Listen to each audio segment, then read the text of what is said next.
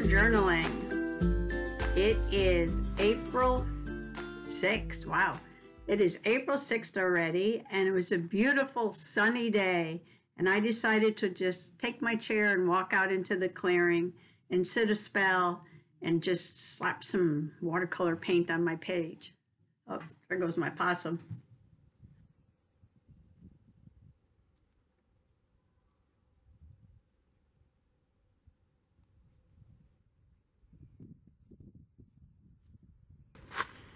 And they are not open yet. A little early yet. But before I sat down in my chair, something green caught my eye. There were round green sprouts coming out of the ground. I went over to check it out. And new shoots coming up. I don't know what this is. Might be a rush, because rushes are round. And the stem on that is very round. But I love to see green sprouts in the spring. And then looking out into the woods, I saw a pink ribbon. And I walked over to see what it was. But it wasn't one of my pink ribbons. It was a surveyor's ribbon, the edge of the property. But while standing there and looking out into the woods again, I'm getting further and further away from my chair at this point, there was another pink ribbon. And I walked over to that pink ribbon, and it was marking out a bog. Looks like a little boggy area. I believe that this sphagnum moss is different than the other two I saw the other day. And there was also another moss there I thought might be. I think this one is a bog moss. So I'm going to take a sample of that and bring that in and look at that under the Zoomy.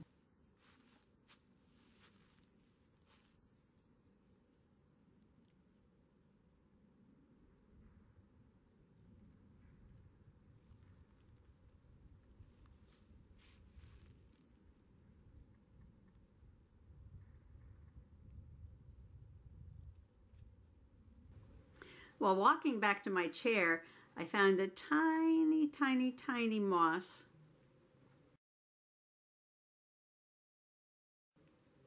That had sporophytes on it. And the sporophytes look cylindrical. Different than the pear-shaped sporophytes on the other tiny moss I saw the other day. So I figured I had to check that out too.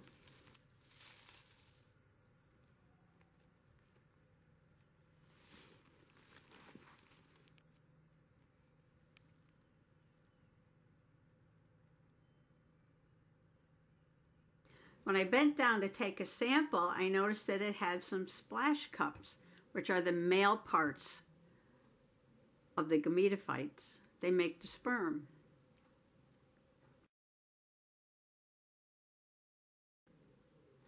So I took the splash cups and the sporophytes and the gametophytes into the house to check on them later. I finally got back to my chair and started splashing some watercolors on my page.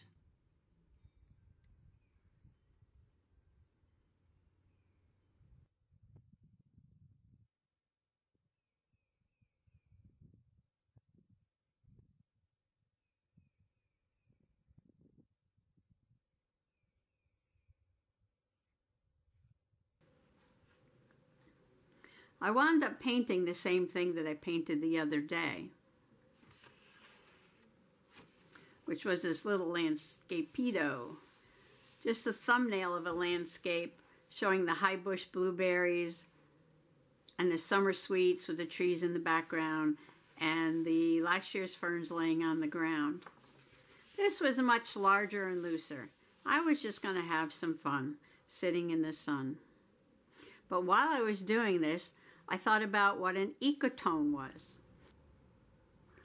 Last summer, I went to Hog Island in Maine. It's an Audubon camp, and I was attending a workshop on making bird habitats. the natural way.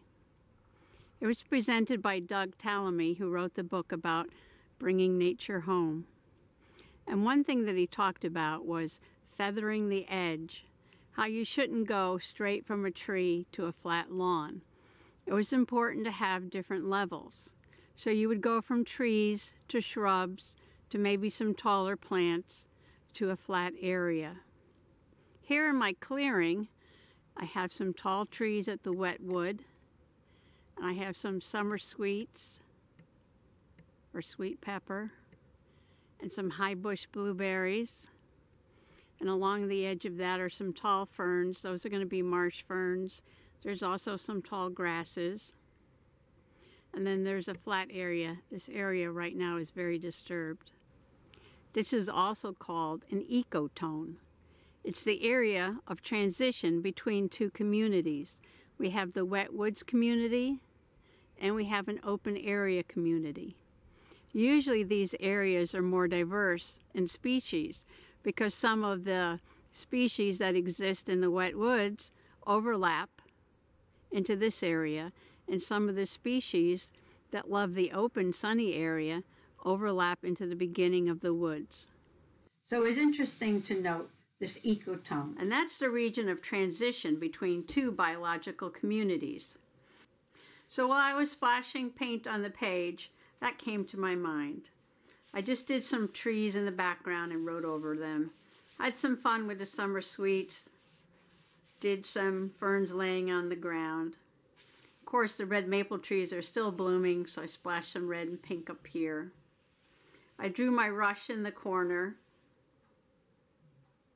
And then I added a little spring azure butterfly because on the way out to the clearing, I was distracted by one flittering around on the ground.